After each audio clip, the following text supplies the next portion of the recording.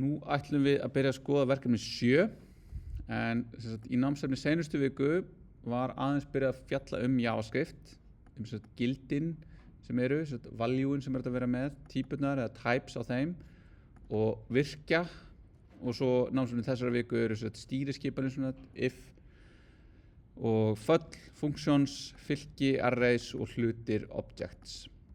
Þannig að ef við skoðum hérna bara það sem var í seinustu viku, í viku 7, hérna, að þá eru að nota bókina til stuðning sem heitir Eloquent JavaScript. Þá er þetta bara svolítið forritun og alls konar frekar basic stuff miðað við ef þeir eru búin að vera að fara svipað í tölvunarfræði 1.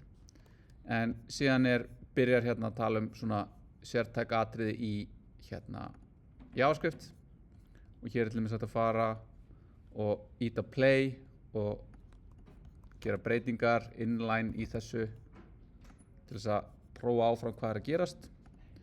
Þannig hérna sjáum við virkja ternary operatorinn. Það segir ef þetta true, þessi sæð hér true, þá fer þetta út, annars fer þetta út. Og svo erum við með sæðir eins og 1 + 1 = 2, það er satt, og svo og sem bara and operatorinn og 10 × 10 = 50 sem það er. En ef ég segi þá verður sæðin false, ef ég fjarlægi þennan part af henni þá hún true og svo framvegis. Þannig að það er þetta lesa textan og keyra þessi dæmi inline á þessum vef hérna. Sem getur við bara mjög fínt í svona. Síðan eru líka dæmi frá mér einhvers staðar, hér, já. Og undir þessu eru eitthvað, eins og einhver strengjadæmi, það sem bara mjög svipað. Nema það er ekki hægt að keyra þetta beint, en það eru komment þetta í kommentum. Þannig að ég get tekið þetta hér og ég get afritað þetta og ég get opnað DevTools og ég get farið í console hérna, get hreinsað allt sem var og ég get keyrt þetta hérna. Þannig að hér fæ ég halló heimur og ég get sagt 1 + 1 og ég get sagt 1 + 1 = 2 og 10 × 10 = 50 og þetta true. Þá fæ ég að þetta evaluatað þegar ég að skrifa. Þannig að núna skrifaði ég, þannig að þetta varð false, þannig að þá þetta í raun látið mig vita, ég fæ að vita hvað kemur út úr þessu og svo ít ég á enter og þá fæ ég niðurstöðuna. Svo get ég líka farið í iTerm og keyrt node hér og paste það sem er hérna og fengið halló heimur eða sagt 1 + 1 = 2 og fengið true og 10 × 10 = 50 true. Komum því á eftir. Og false hérna. Þannig að þegar við erum að keyra JavaScript kóða þá þurfum við ekki compiler eins og þegar við erum að keyra Java kóða, heldur þurfum við túlk eða interpreter sem tekur JavaScript kóðan og keyrir hann eins og hann kemur fyrir, línu fyrir línu. Í útfærslum eins og til dæmis í Chrome eða í þessum vöfrum þar sem keyrsla á JavaScript þarf að vera hröð, þá vissulega eitthvað just-in-time compilation skref. Það er eitthvað sem við erum bara ekki að hugsa núna. Þannig að tæknilega séð compiler í þessum skrefum sem verið að birta niðurstöðuna, en við hugsum þetta meira eins og við erum bara að taka einhver texta, einhver JavaScript kóða og keyra hann og fá niðurstöðu. Svo getum við farið hérna út úr þessu og gert eitthvað hérna, en hérna eru dæmi. Þannig hérna til dæmis skrifa ég eitthvað sem er í 2 línum og með þessu, þessu backticki hérna sem ég gerir með option stjarna á lyklaborðinu mínu. Þá fæ ég þetta backtick.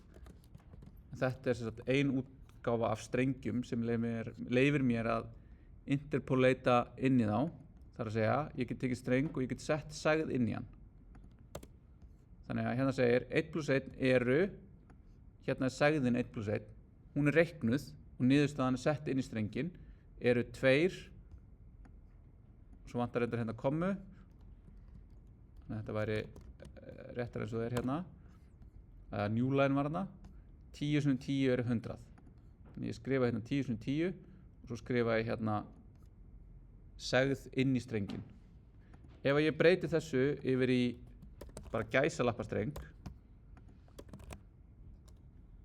þá fæ ég fyrsta lagi villu, syntaxvillu, út af því að þessi strengir mega ekki fara yfir 2 línur, þannig ég þarf að gera svona og þá fæ ég bara strengin beint út. Þannig að þetta hérna hefur enga merkingu inn í þessari tegundar strengjum. Ef ég myndi vilja gera svona hluti, þá gæti ég sagt svona, sagt plus, svíi lokast, opna lokast, svona, og þá fæ ég sagt, aftur svona string interpolation, þar að segja ég er að taka streng og ég er að interpolata annan streng inn í hann og ég er að búa til nýjan streng út frá honum. Jú, þá má ég það.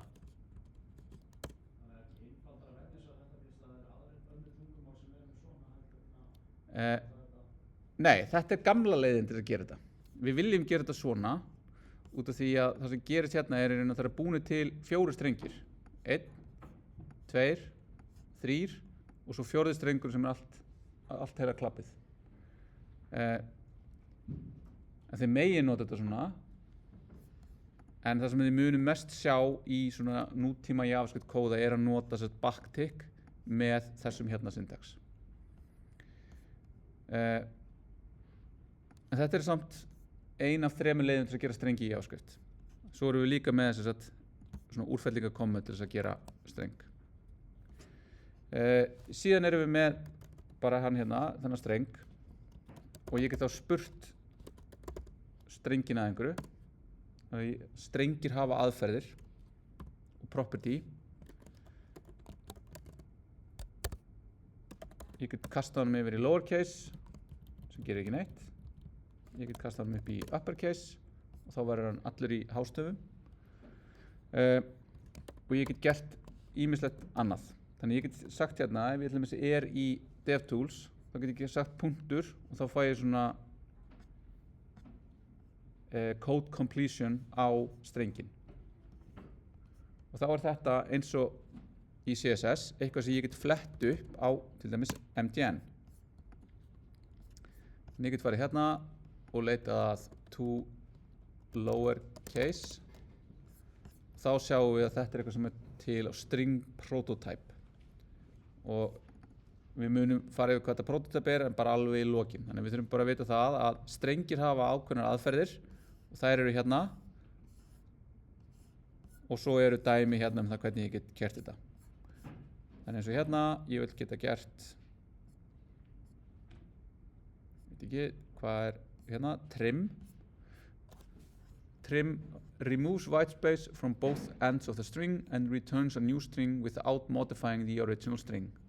Þannig hérna erum við með þetta white space fyrir framan og aftan, svo prenta ég það út, þá fæ ég það, en ef ég gerir trim, þá fjarlægist það. Svo ef ég er að skoða hlutinu hérna inn á MDN, þá get ég keyrt dæmin hérna líka og sé þá hvað kemur út úr þeim og fiktað í þeim og keyrt þau. Eða ekki.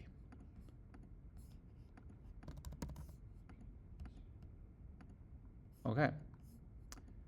Töff, þetta er bilað. Akkur er þetta bilað? Já, við ætlum ekki að fara dýböka okkur þetta er bilað, við ætlum að halda áfram. Þannig að við erum með í JavaScript nokkrar grunntýpur sem við vinnum með.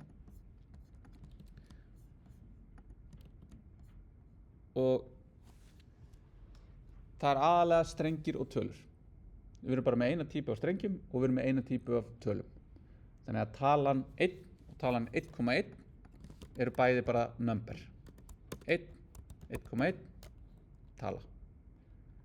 Þannig að það er ekkert float eða decimal, og int, þetta allt bara tölur, það bara ein típa fyrir tölur. Út af því að þannig, þá fáum við þetta 1,9 pluss 1, nei, hvað var það? 1, pluss 1,2, nei. Það eitthvað gott dæmi hér held ég, þetta einhvers staðar hérna.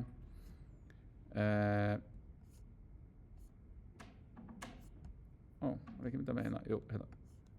0,2 pluss 0,3 eru 0,30001 út af því að það bara ekki nógu mikið nákvæmni í því hvernig þessar tölur eru geymdar til þess að geta fengið út nákvæma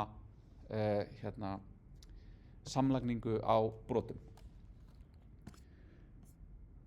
Það hefur í för með sér ákveðin vandræði en það aðeins fjalla meir það í fyrirlestrinum sem hérna. Nei, fyrir ekki hérna. Já.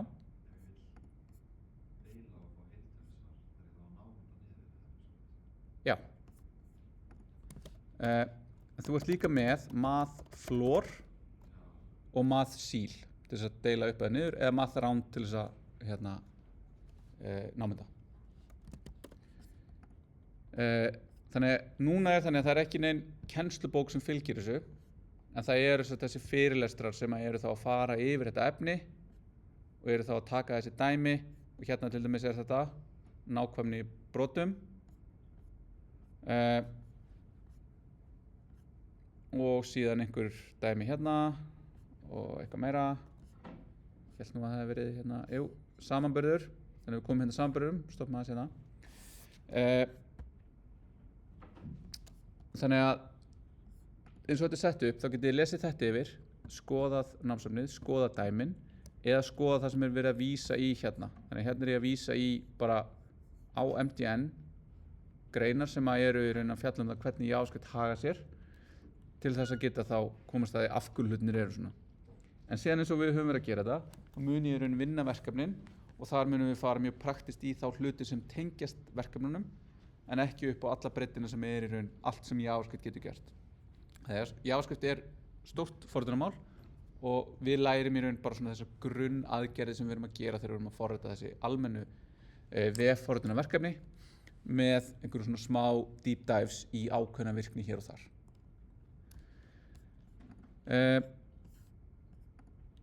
En þá bara sem dæmi hérna þá Java og JavaScript þó svo þetta heiti byrji á sama Java og JavaScript byrji á 5 stöfunum 4 stöfunum ég kann hvorki að tala, skrifa telja í dag þá þetta mjög ólík forritunarmál það stöðlun á þessu nei, brotin lengur og það ný virkni að koma út fyrir JavaScript í gegnum þetta stöðlunar þetta staðlaráð eða hóp hjá ECMA sem sér stöðlun á JavaScript sem ekki W3C þannig að eins og ólíkt HTML og CSS þá JavaScript staðlað af ECMA og meðan HTML og CSS staðlað af W3C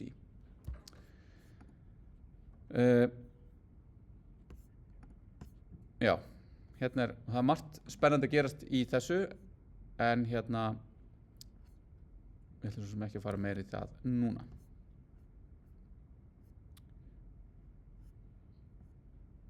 strengir tölur og svo höfum við virkja og það vel skilgreind operator precedence það hvernig í hvaða röð virkjarnir eru resolvaðir og alls konar það hérna þannig alveg niður í einhver mjög detailed dæmi eitthvað sem við þurfum ekki að skoða en þurfum að hafa í huga að það vel skilgreindar reglur það hvernig þetta gert síðan þegar við erum að vinna með tölur þá getum við lent í því að við erum að reikna eitthvað og við gerum hluti sem má ekki eins og að deila með 0 að þá fáum við ekki villu, við fáum í raun bara gildið none sem not a number.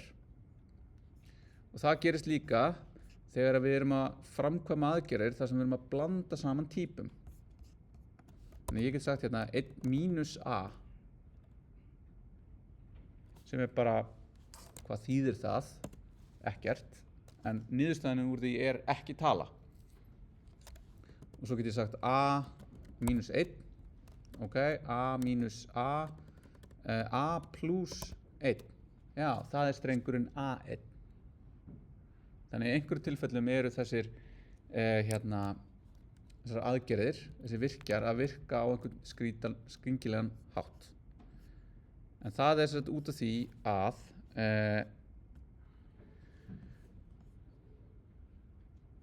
það eru öruggar típur og veikar típur í þessu fordónamáli.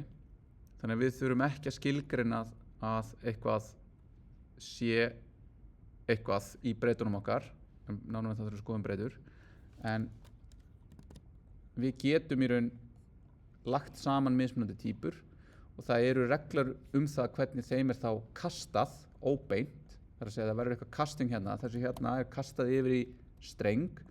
Þetta hérna síðan túlkað sem þá string interpolation, þar sem verður þá a plus strengurinn 1 sem verður þá a1. En þetta getur komið á óvart og þetta getur sérstaklega komið á óvart þegar við förum í samanburð.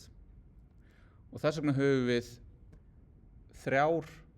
þrjú samansemmerki í samanburð, af því að ef við erum með samanburð með 2 samansemmerkjum, þá í raun byrjað á því að framkvæma þetta óbeina kast. Þannig að það verður að segja 1 jafnt og strengurinn 1, þá byrjað á því að segja, já, býtum við, ef ég túlka 1 sem tölu, þá það 1 og 1 1, þannig að það satt. En ef ég segi 3 samansemmerki, þá byrjað að athuga því, samanburðurinn vinstra megin, eða gildi vinstra megin og gildi hægra megin af sömu típu. Ef ekki, þá strax sagt bara, nei, þetta ekki það sama, að þetta ekki sama típu, en ég get ekki borðið þetta saman. Og þetta svona aðalega lendir maður í vandræðum þegar maður að bera saman til dæmis tómastrengin við 0, að 0 sama á tómastrengurinn, sem maður getur lent í vandræðum með. En út af því hvernig þetta haga sér, þá getum við fengið gildi sem haga sér eins og búlínalgildi án þess að vera það. Þannig ég get sagt if true console log satt, ok, og þá segir þetta bara satt. En ef ég segi if 1, þá segir ég satt, og ég segi hérna else console log ósatt, satt, if 0, það ósatt, tómistrengurinn ósatt, það að segja þetta hérna tekið og túlkað sem segð, út af því að þetta hérna það sama á false, samkvæmt þessu reglum hérna, tómistrengurinn það sama á false, 0 það sama á false, null það sama á false, none ekki það sama á false, en það samt false í, það vandræðagemsi, þá getum við búið til svona hluti þar sem við erum að taka bara gildi og athuga hvernig þau haga sér. Svo erum við neitunarvirkja, við erum með ternary virkjan og við erum með svona short circuiting. Ég ætla ekki að fara nánar í þetta núna, en bara hvet ykkur til að fara yfir þetta, og hér 50 mínútna langur fyrirlestur þar sem ég að fara yfir þetta í frekar djúpt og tek dæmin með.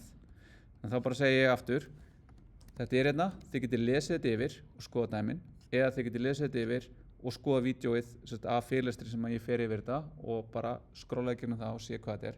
Þannig að ég ætla ekki að vera að stoppa svona og eyða svona tíma í það að tala um þetta. Ég ætla frekar að gera ráð fyrir að þið gerir þetta annarkvort fyrir tíma eða bara í vikunni þegar þið eru búin að sjá hvað ég að gera og eyða tímanum í að fara yfir verkefni. Ok. Þannig að núna fyrir þessa viku þá setti ég inn efni efnið á mánudaginn í seinustu viku.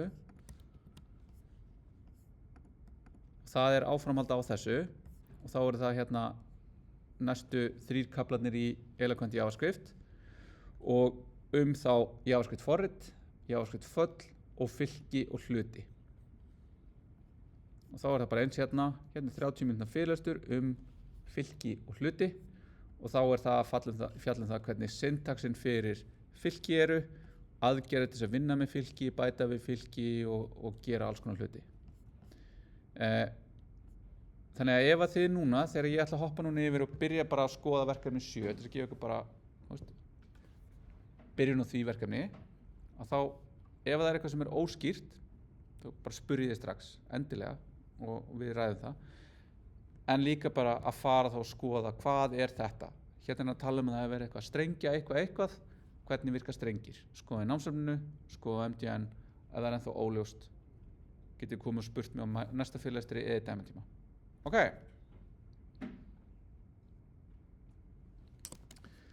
Þannig að þetta er svona inngangur að JavaScript virkninni, eða ekki virkninni, námsefninu, en við munum sem sagt halda áfram í þessu næstu vikur. Þannig að við bara skoðum þetta hérna. Þannig að JavaScript, gilditýpur, stýriskipanir, föll, fylki og hlutir. Þetta er svona grunnvirknin í JavaScript. Þetta er bara JavaScript sem forritunarmál sem að þið getið matcha eða svona borið saman við það sem þið eru búin að læra í Java. Er svipað en ekki eins. En það að gera breytur og skrifa föll er keimlíkt. Þannig að við ætlum bara að skoða það aðeins og eftir. Þannig að núna eftir þessa viku þá erum við komið með grunninn á JavaScript. Þá fyrir við að skoða meiri svona hvernig er að forrita fyrir vef. Hvernig er ég með einhvern vef þar sem ég íti á takka og þá breytist eitthvað í HTML-inu.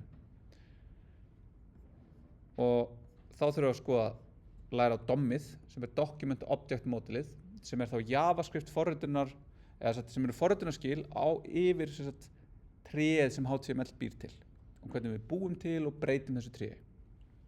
Síðan eru atburðir sem er allt það sem gerist þegar ég íti á lyklaborðið, klikka á eitthvað með músinni eða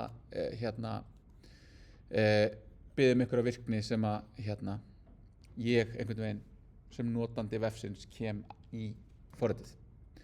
Síðan ætlum við að skoða asynchronous forritun eða ósamstillta forritun sem er þá að ég ætla að vera með vefforrit sem kallar í vefþjónustu til þess að sækja gögn, túlka þau gögn og birta þau á vef.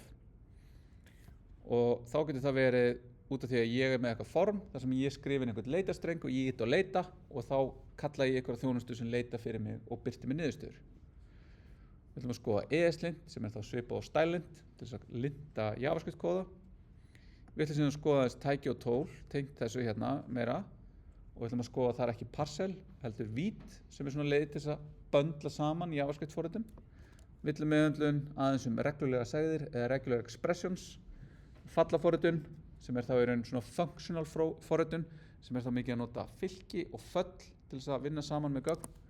Og svo ætlum við að skoða aðeins hvernig hlutir eru, objects og klassar og HTML5 sem er svona koncept sem var lengi til og er mikið notað kannski ennþá og web APIs sem eru þá leiðir til þess að tala við í vafranum eitthvað til þess að geyma gögn, spila vídeo og láta vídeo skrolla fram og tilbaka, fá aðgang að webkaminu, fá aðgang að hátalarnum, fá aðgang að staðsetningu vélarinnar eða tækisins sem við erum í.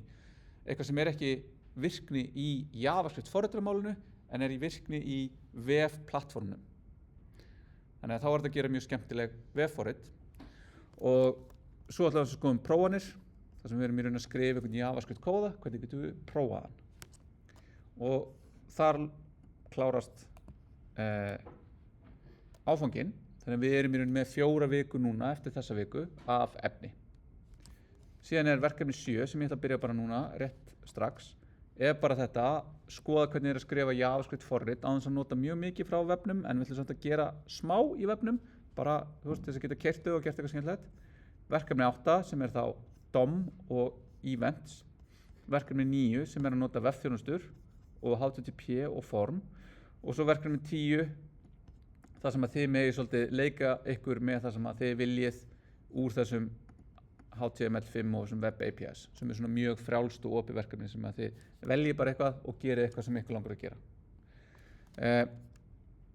Síðan verður hópverkefni 2 sem svona samansafn af öllu þessu sem að í þessu.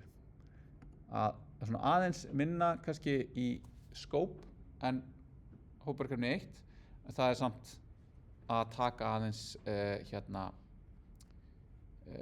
meiri forritun, þannig að kannski meira flækjustig miðað við CSS virknina. Af því að JavaScript ólíkt CSS er ekki einfalt forritunarmál. Þó svo að CSS er einfalt, þá er það samt flókið í praxis, en það er aðeins meira yfirborðsflatarmál af því sem við þurfum að kunna. Ok. Einhverjar spurningar? Þá ætlum ég bara að skoða verkefni 7 og byrja á því.